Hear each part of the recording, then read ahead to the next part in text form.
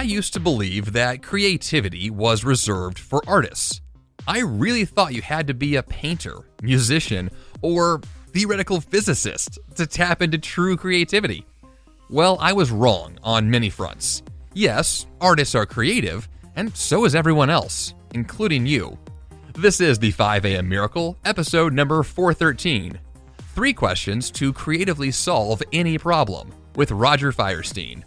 Good morning, I am Jeff Sanders, and this is the podcast dedicated to dominating your day before breakfast. My guest today has trained more people to lead the creative process than anyone else in the world. He is senior faculty and associate professor at the Center for Applied Imagination at SUNY Buffalo State. As president of Innovation Resources, he consults, creates training programs, runs breakthrough labs, and has created a series of courses for Open Sesame. He is an author of several popular books, including Create in a Flash and Why Didn't I Think of That? And now here is my interview with Roger Firestien.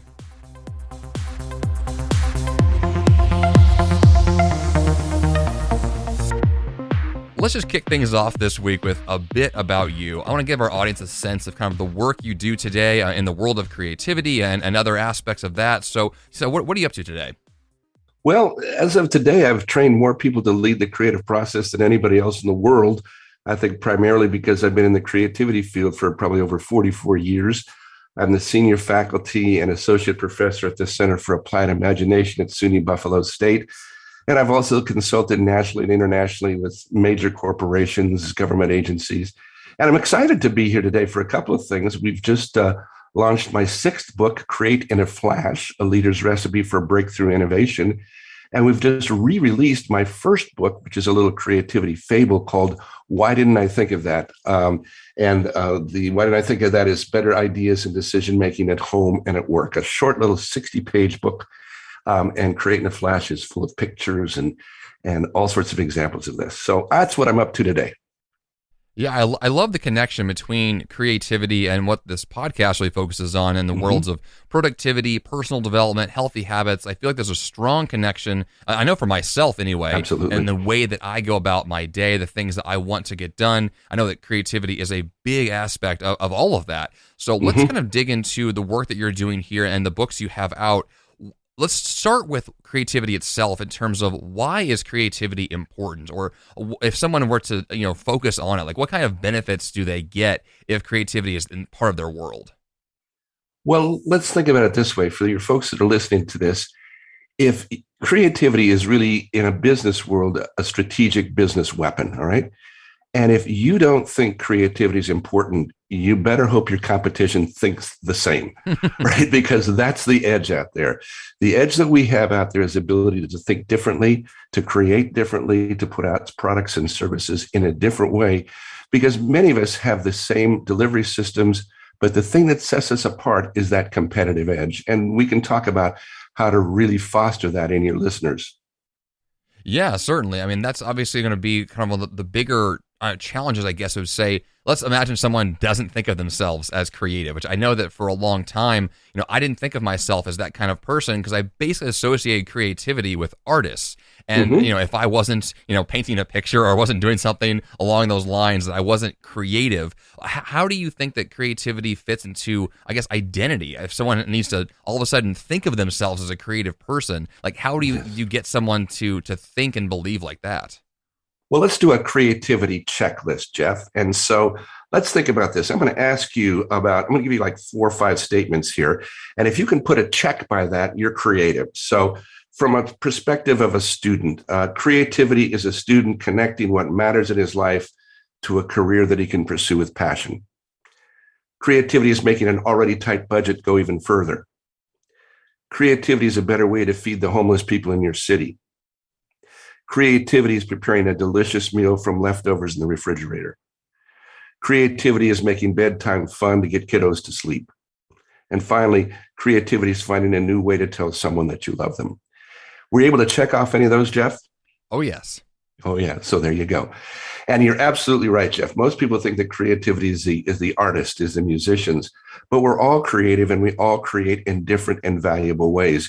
And what you just checked off there was an aspect of everyday creativity. The thing that makes us human is our ability to create, our ability to think differently. Yeah, I think that's one thing that I know that I made the connection with years Mhm. ago, is that I really thought of creativity as something that says, I can do something new in the world. I can create something out of Yes. nothing. I can bring things together and something new will happen because of it. Like, I like that thought that, I can be kind of this, I can be a person who can be creative in a lot of different ways. And so from that perspective, like, how do we foster more of that as a lifestyle? How do we think like someone who is creating on a consistent basis? Like, is there a set of like habits to have, or a set of tools we need? Like, how do we become more creative more often? Well, yes, and yes, there's habits, there's tools, all of those things. Let me talk with you about probably the most powerful tool that you can use. And let me tell you a story. A couple of months ago, I was doing a virtual seminar with a group, and I talked about the book. I talked about the videos that we just produced on innovation on the Open Sesame Learning platform. And this question came up, and the question was, well, how do you move from reading your book or just sort of like a one-off event to being consistently creative throughout your life? And Jeff, this was really interesting because the question stumped me, because I've been in this business for 44 years, and this is just the way I think. And then one of my brilliant graduate students who was at the virtual conference came on and said, "Well, learn the language of creativity." So, what's the language of creativity? Well, the language of creativity is asking creative questions. So, for example, let's say your problem is we don't have any money. Well, when you say that statement, your brain says, no money, brain stops. But think about this. What might be all the ways we can raise the money? How might we reduce the cost? How might we get investors to give us money? How might we prove the value of our project so people will invest? Now, those four questions open your mind to the possibility of coming up with some new ideas there. They tell your brain to go search for solutions as opposed to making a statement that, hey, our problem is we don't have any money, so your thinking stops there. The biggest thing that I can tell our listeners is use the language of creativity. And when we interview people after this, they've been through a program or a course, this is one of the things that stays with them. They ask creative questions like, how might I, or how to, or what might be all the ways to. Now, there's some daily habits that you can use to be more creative as well. Would you like to talk about those? Oh, certainly. Well, here's some things as I was thinking about this, our interview. Well, let me come over maybe three or four things. First off, find the best time of the day for you to be creative. I find that my best creative times are in the morning, and I'm probably after I've had a good night's sleep. I'm probably good for about 2 or 3 hours with that. When I was writing the book, my previous book before this, I would get up about 6:30 in the morning, write for about maybe 2 to 3 hours, and that would be it. So that's all I could handle for that. I find also that another thing helps. I'm a big advocate of napping. And after I take a nap, I'm really, really productive. So that's the creative time that works for me. Now, that's when you have to turn on the creativity. But the thing is that we're creative all the time. And an example is, Jeff, let me ask you this. Where do you get your best ideas? Where do you get your best ideas? I think the typical answer to that is probably in the shower. But I think for Yeah. me, I tend to get my best ideas when I go on a walk or I go hiking. I'm usually when I'm not doing my work directly. Like, I find that getting away helps a lot. That's exactly right. And so if we ask people that, there's a number of things that come to mind. Taking a bath or a shower, falling asleep at night, exercising, driving, because what folks are doing at that time is they're paying attention to something in an automatic way. All right. And so the judgmental part of your brain is busy driving you. It's busy getting that shower. It's busy navigating your walk. And that lets that other part of your brain sort of let those ideas bubble forth. Now, the key is to capture those ideas when they occur. And so if you're driving, have your smartphone out, dictate the ideas into that. My first book, Why Didn't I Think of That? Was actually dictated into a tape recorder, right? This is how old it was, back in 1986. And here's the story. I was working on my doctoral dissertation and I was exhausted. And I went to Washington to visit some friends and had dinner. And I always carry a little top pocket tape recorder with me. Now, of course, I have my smartphone. And I thought, like to sort of save on luggage, I'll just not take the tape recorder, but I took it with me. And Jeff, wouldn't you know it, we went out to dinner about 3 o'clock in the morning. I woke up and I dictated almost that entire book into that tape recorder. We had to go out the next morning to get another tape because I used it up. Now, if I wouldn't have had that little pocket tape recorder with me, that book would not exist. And so one of the ways for your folks to become deliberately creative is to pay attention to they are creating all the time. And the key is to capture those ideas. So oftentimes I recommend putting something to write with beside your bed. I've got that in case. So when the ideas come to me, because I know I will forget them. Dictate that into your smartphone if you're driving. But the key is to capture those ideas whenever and wherever they come to you. And generally, they're going to come to you, Jeff, just like what you talked about. When you're paying attention to something in an almost automatic, relaxed way, those ideas begin to bubble forth. Yeah, I know for me, years ago, I had this thing called Aqua Notes, which is a waterproof notepad for your shower. So you could write ideas down. And I used it quite a bit for a season of my life. I haven't used it in a while, but I feel like even just having those opportunities to capture ideas in a variety of places, like it's really powerful. I think it's one of those, like, it's a missed opportunity if you don't have those things in place. Jeff, and I think the thing is too around that is it allows you to relax a bit more. Because and my thing is when I'm shaving and my office is right next to the bathroom. So oftentimes I'll run around and just jot something down. Hopefully the neighbors aren't looking in on a sheet of paper or something that the idea comes to me. It'll be a phrase, something to put into a book, an idea for a presentation. And you're absolutely right on that.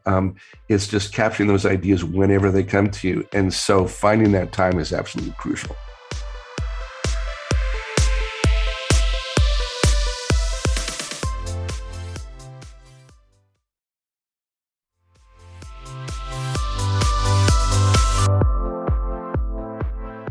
I know that for me, a lot of my kind of best ideas, I really don't credit them to myself. Like, I really feel like I get them because I'm reading books or I'm listening to podcasts or I'm, engaging in learning. Like, what do you think is the connection between like that kind of a lifestyle where you are, consuming a lot of content and then how to, I guess, to apply that then to your own life?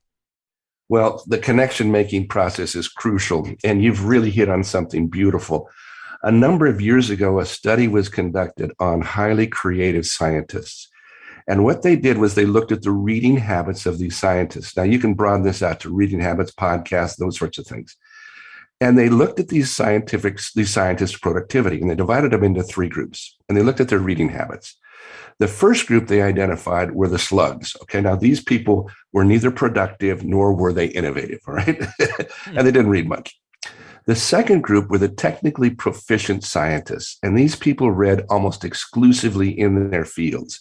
So they were reading journals, they were reading technical articles, all those sorts of things. The third group were the highly creative or the highly innovative scientists. Now, they weren't always necessarily as technically proficient as their technically proficient counterparts, but they were much more creative. Their reading habits ranged from not only technical stuff, but just about everything that they could get their hands on. So they were reading everything from Time Magazine to Psychology Today to different podcasts. And creativity is making connections. And the more information you have out there, the greater are your chances of making connections. And the interesting thing about it is that it just comes in. And one of the keys to creativity is to make connections from things that are usually not considered related. And we can talk about that in just a little bit. But for your listeners, and it builds right on what you're saying there, Jeff, is read in different fields, read in a variety of fields, pick up something that you might not be interested in at all, and just read through it.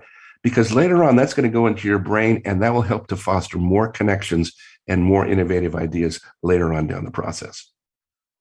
Yeah, I feel like that's been, I think for me personally, my key to creating better content for my podcast, for my blog, for my books. I feel like that reading for me was always the connection for if I was in a slump or a creative, low period, I knew, and I've known for a long time that was always my vehicle to kind kind of get my brain moving again was just to bring in new ideas from other people. On top of going to the gym or going for a run, like those things were helpful. Are there other kind of daily habits that we would want to integrate to kind of create more of this, or is it just more of a kind of get the ball rolling and things will begin to take place?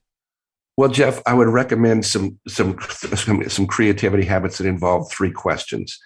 The first question, when you're working on something, just ask yourself, how else can I do this? How else can I do this? And just by posing that question, your mind begins to look for some other ways of accomplishing that. The other thing is ask, well, what if? What if? And then one of my favorites, and this goes back to the podcasts and you're listening, is how can I use something that doesn't fit with this at all? How can I use something that doesn't fit with this at all? And so, how else can I do this? What if? How can I use something that doesn't fit with this at all? And that bottom one, how can I use something that doesn't fit with this at all, is making those connections in a whole bunch of different ways from a whole bunch of different sources. And we can talk about that in a minute if you'd like. Yeah, one thing that I just thought of when you mentioned these questions was this practice that I learned years ago from a guy named Earl Nightingale, who's since deceased. Yeah, Earl's a great guy. And one of the things I learned, I believe was from him, I'm correct about this, was to take a practice where you would write a question like on a whiteboard and then spend 30 minutes just thinking of as many possible answers to that question as you could. And I think that kind of plays back to kind of your examples earlier of, what if we're low on money and how do we solve that problem? Like you would use that practice as a way to just like get your brain, like force creativity into you by answering the question for as long as you could and as deeply as you could. And I've done that in the past with difficult problems. It is just so profound for me to see like how many possible answers there are to these tough questions. And I love that kind of engagement there.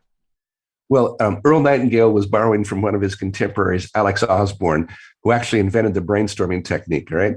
And Alex Osborne is the O in the advertising agency, BBD&O. And a lot of Alex's work is what my work is based on. Not only did he develop brainstorming, but he developed the whole process for creativity, which is identifying the problem, generating ideas, developing those solutions, and putting those solutions into action.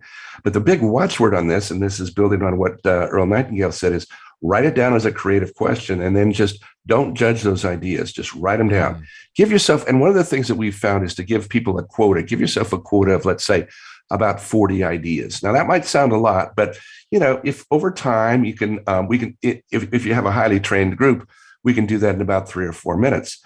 But if you're working over time, just put that creative question up there. How am I going to raise the money for the project? Write down 4 or 5 ideas, or as the day passes, write those down. And then don't judge those ideas. And what we found is when we evaluated those ideas overall, the first, and I think you probably found this to be true, Jeff, the first probably 8 to 10 ideas were probably the usual ideas, the ideas you thought of before. Now, from idea like 12 to 24 or so, the more unusual ideas surfaced. You probably got a little crazier, a little goofier there. Now, those unusual ideas were important because they helped to form the more unique combinations, the more unique ideas that occurred later on in the process. And so incidentally, if you hit your idea quote of about 40 ideas and you're really moving, let yourself go, you'll be real pleased with the ideas that you get after that. But the key learning here for your listeners is if you're sitting around and generating 10 or 12 ideas and you think you're getting real creative, you're not. All you're doing is getting those ideas out that are already rumbling around in people's heads. The creativity comes in the stretch. The innovation comes in the stretch. And I think that's probably what you experienced. Yeah, this actually reminds me of, when I've written my books in the past, I would give myself like 4 to 5 hours of a focused block of time to write each day. And I always discovered that kind of my best and most creative and, innovative writing techniques would happen deeply into that process. Yes. Like, is this a process where we have to kind of get through that muck in the beginning to get to the better things down the road? Well, I'm so glad you mentioned that, Jeff, because one of the things that I recommend throughout my career, and what I teach my graduate students and folks in my seminars, is to do what we call a little warm-up activity. Now, the reason why you were probably getting better stuff when you're a couple of hours into it is because your brain was warmed up, you were making those connections. And just as it's crucial to warm up for physical exercise, it's also crucial to warm up for mental exercise as well. So when we're doing a group idea generating session, we don't dive right into the issue. what we do is we work on something fun, like, how to improve a bathtub, or how to get a hippopotamus out of a bathtub, or what to do with 10,000 bowling balls that are flat on one side, um, or what to do with 10,000 ping pong balls, or how to get an elephant out of a refrigerator. Something fun, something goofy like that. And you just do that for 5 minutes and generate all the ideas you can for that. And the group loosens up. You have a lot more fun. And then when you work on the challenge at hand, you're warmed up, you're ready to go. And Jeff, in my entire career, when I neglected to do a little 5 to 7 minute warm up exercise with the group stalled. I had to go back and do it again. So whenever I'm working in a group situation, I recommend warm up. Highly recommend warm up first, because that will be the biggest killer to a group idea generating session, is that the group's not warmed up. Because what a warm up does is it sanctions the time for speculation. It says, we're going to speculate now. We're going to try out new ideas. We're not going to judge these ideas. And then you practice it just like an athlete warms up, just like an athlete practices before they have to perform. So warm up first.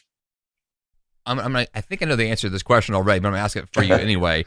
Do you think that it's going to be better creativity-wise to work with a group to answer a question? Or if you have, like, let's say a personal issue you're trying to work through, is it helpful to do it by yourself, or is it more helpful to bring somebody else into that process to brainstorm ideas? Well, my answer is going to be yes and. And so here's kind of the way we would recommend it if you had the luxury of time around this. When we do a creativity session with an organization, we'll bring in the person that owns the challenge, but then we'll oftentimes bring in a group of folks that have no relation to the challenge at all, so that they can bring in the new ideas and the new concepts. And then we get them together. We have them first generate a bunch of creative questions to make sure that we're solving the right problem. We then pick the best creative question to work on, and then generate some ideas for solving it. The best way to do this is if you have the time, get a group together, or you're working in a group, generate a bunch of ideas, and then let them sit. But let them sit so that you can see them. And then individual time comes in, because what we've found is after you've been through a really well-functioning idea generating session, the ideas don't stop there. They keep going. Your brain is warmed up, it's turned on. And so it's not uncommon for people 4 or 5 days later to still be getting ideas for the problem that they were working on in an intense idea generating session earlier on. So I would say yes and. If you have the luxury of doing it, yes, let's get a group together to generate a bunch of ideas for them. Let them set, let them incubate, add to those ideas over the course of time, then select the best of your ideas. That's the ideal way to do it. Now, if you don't have the luxury of a group, Jeff, what you've recommended there, writing the question, the creative question on the whiteboard works great. And we've done that with organizations as well. So put that creative question up there, how might I? Jot down some ideas, step away. As you're going through the day, jot down another couple of ideas. One of our corporate clients put whiteboards throughout their research and development facility. And what they did was they had research scientists write creative questions that they were working on there. And as people were walking by, they'd stop and they'd add an idea to it or add something to it. The productivity increased dramatically because they had those questions out there. So it's a yes and, okay? Yeah, I love that. It just reminded me of the way that I create presentations when I do a speech, is that I will kind of work on some slides for a day, come back to it again a day later or a couple of days later, and that process, I feel like over time, if I just keep coming back to it, like I get deeper into the process through like repeated exposure to it, and I feel like that for me has been a lot more effective than, let's say, just one big work session to try to be creative right now for the next 3 hours. It seems to be easier if I break it into pieces over a longer period of time. Jeff, that's so true. My recommendation is to go where the energy is. When we wrote Create in a Flash, people say, well, how do you write a book? Well, you don't write a book from the beginning to the end, at least not a book like the way I did it. You write it in sections, and you write it where the energy is. And so if I had energy around a certain part of the book, I would write that. If I had energy around another part of the book, I would go there. Also, when you talk about group, I was fortunate to have a wonderful editor to work with. And so the collaboration around writing the book was wonderful, because I could get to a certain point, give it over to Heather, my editor. She would make some changes on it. She would bring it back to me. So we had some group collaboration going on there. But definitely, it's not a linear process. We had the image of the book in mind at a start and a finish. But as you're producing it, there's going to be some days you're going to have energy around this part of the process, or another days you have energy around this part of the book. And so to your point, go where that energy is, and right on the money. Same thing with me when I'm working on a PowerPoint or a presentation, I'll work on sections of it and step back from it. And short bursts are great. Getting away and taking a walk. Before we did our talk today, I was out and took a little walk because I needed to have a little creative break because I was working on a presentation as well. So best thing you can do is when you get stuck on a creative project is push your chair away from the desk and go take a walk.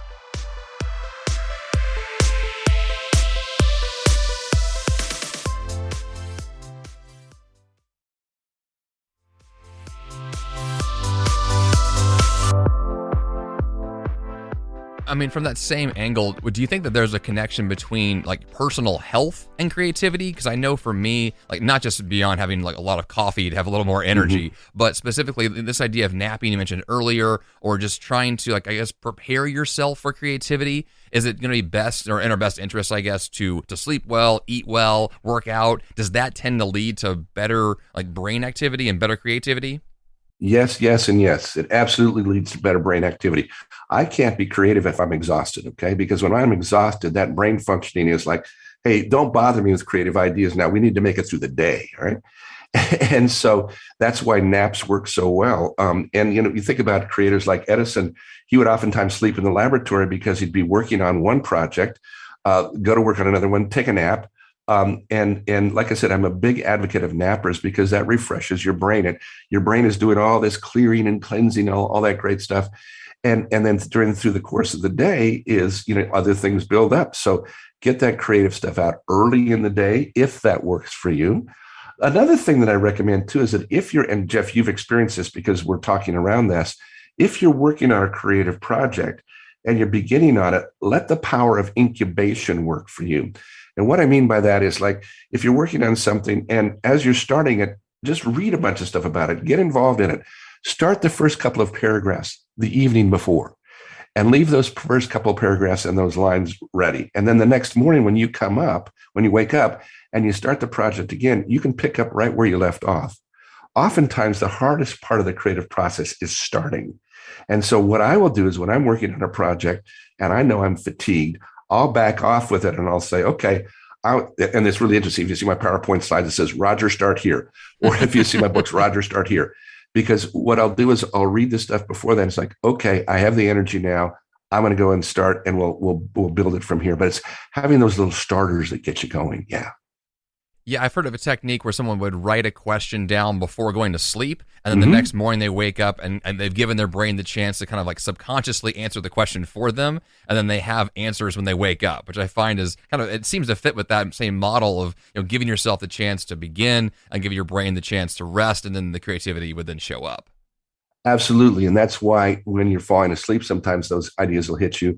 Also, Alex Osborne, the inventor of brainstorming, said he says the way you sort of nurture creativity in the morning is take an easy morning. Don't rush out of the house. Okay, when you have the opportunity, take a little bit more time and use that first few hours of the day for some creative ideas for your creative productivity, and that's incredibly productive as well.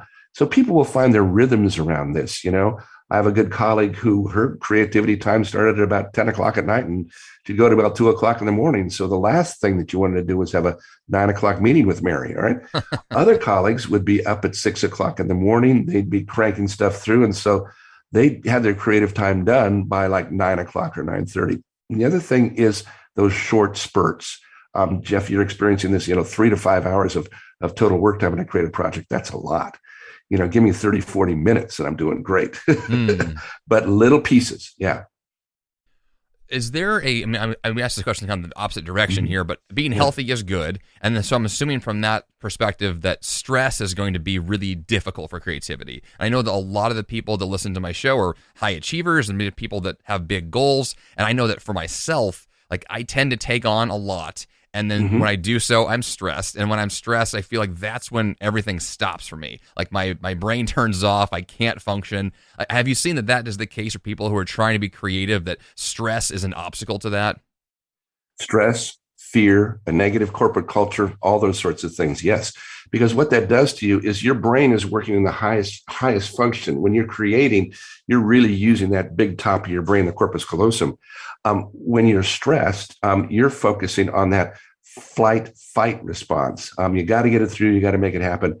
And so, and when you're afraid, there's very little creative productivity that goes on there, right? Because what's happening is that you are in that stage of your process where you've got to react. You've got to get out of there. You don't have the time to just kind of reflect back on and to let those ideas come. So what I've found is that less is more. And as I'm 65 now, and I look back over the last year and a half, I was talking to somebody and I said, boy, I'm having a great time. And they said, well, Roger, you haven't stopped working. So what do you mean? They said, well, over the last couple of years, you've written a book. You've re-released your first book. You put together a 9-part video series. You've written blogs. You've done consulting and work. I said, yes, but I don't feel stressed around it. And I think that's the key. If you can unhook stress from productivity, if you can unhook doing so much with confusing that with being productive, then you can really go deep into a lot of things. So I usually have on my to-do list maybe 3 main things that I should be working on. And they go from teaching a class at the university to doing some consulting work to doing my writing. And that's really the 3 areas that I focus on. And if I can do well in those, I'm good. So I think in this case, Jeff, less might be more. Yes, I definitely agree with that. And the less I have going on, the better I feel about most things. Yeah.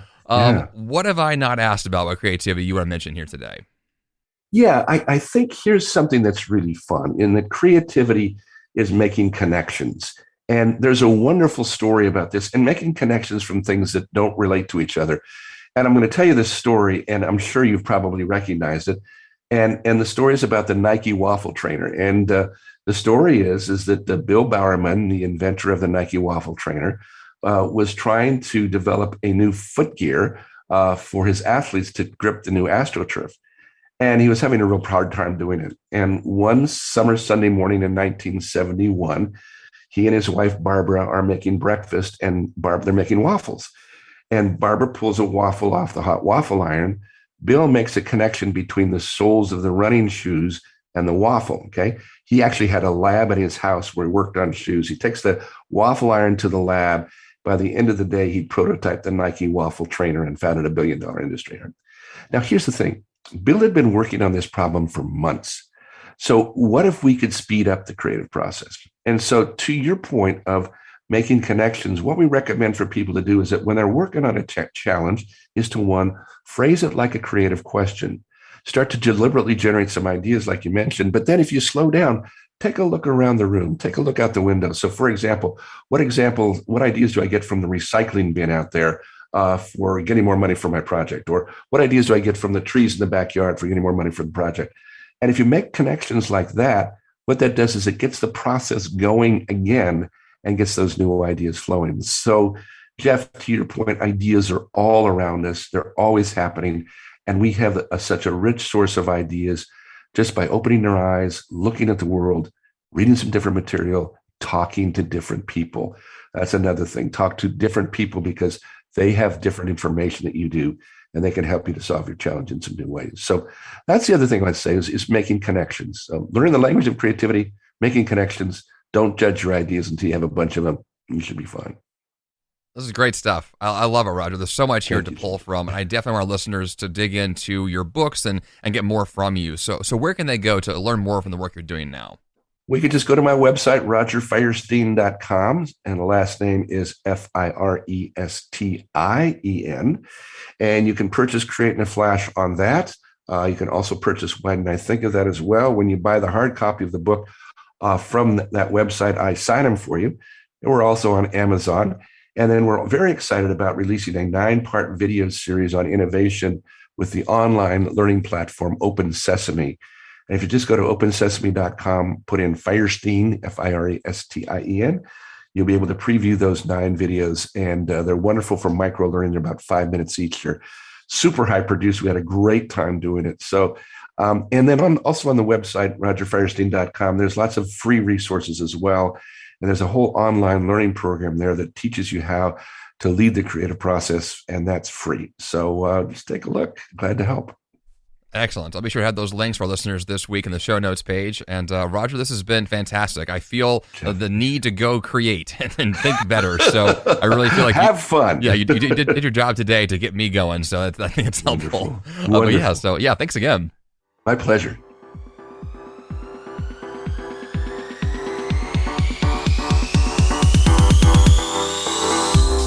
And for that action step this week, schedule a brainstorming session. Your brain is much more powerful than you even realize, and the act of generating new and creative ideas is a skill you can practice. Schedule 30 minutes on your calendar this week to brainstorm as many solutions as possible to one big problem you're facing right now. This simple practice can truly change your life. jeffsanders.com/413 is the place to go to get the episode notes. Also go to 5ammiracle.com to join the 5 a.m. club and get free email updates about the show. That's all I've got for you here on the 5 a.m. Miracle podcast this week. Until next time, you have the power to change your life, and the fun begins bright and early.